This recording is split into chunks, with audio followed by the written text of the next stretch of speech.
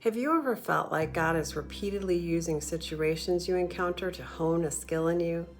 I don't mean that God causes situations so he can teach you about something, but rather that he uses situations that you find yourself in, probably due to choices made of your own free will.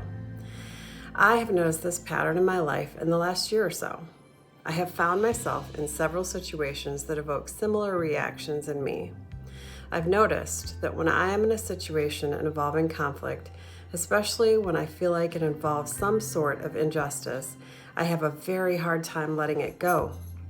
It can consume a lot of my time by thinking about what I should do, what I should say, who I should say it to, and how I can bring some resolution to the situation. What I have been coming to realize lately is that oftentimes I do not need to be the great solver of all injustices. Also, and perhaps more importantly, what I perceive as injustices when I am so in the middle of them that I can hardly see out are really not such great injustices compared to what others face in the world every day. The people involved in the conflicts I encounter are good people who are also trying to make the best choices and decisions possible. No one likes conflict, but when we are all trying to figure out how to live our authentic lives, they are bound to conflict with someone else's somewhere along the way. Ephesians chapter 5 verse 21 says, "Submit to one another out of reverence for Christ." The Apostle Paul says this at the beginning of a section about relationships between husbands and wives, parents and children, and management and labor. In the situations I've found myself in recently, I have felt some immediate sense that I need to do something about it, that I have a moral obligation to explain to those involved exactly how what they have done has affected me or others involved.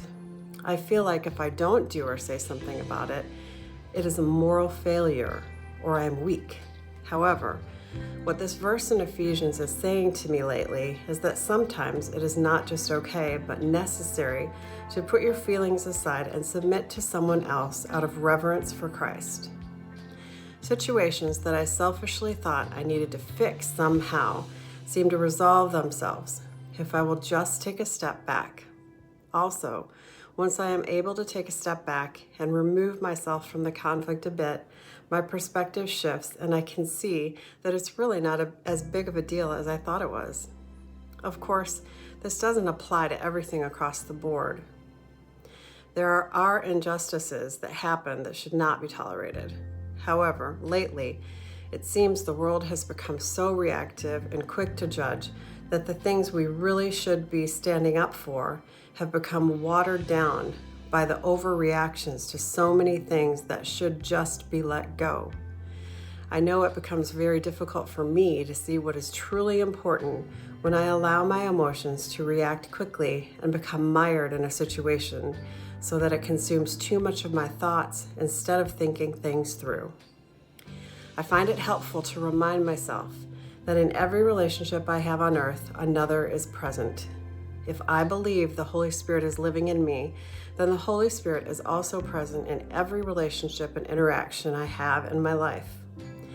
If I am only insisting on my own rights and others are only insisting on their own rights, we will become obstacles to each other.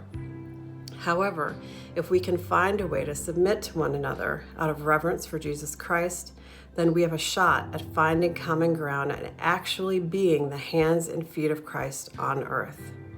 I'd like to end with a verse that has really resonated with me lately, although I can't pretend I've mastered its instructions. Philippians chapter 2, verses 3 and 4 says, "Do nothing out of selfish ambition or vain conceit. Rather, in humility, value others above yourselves, not looking to your own interests, but each of you to the interest of the others."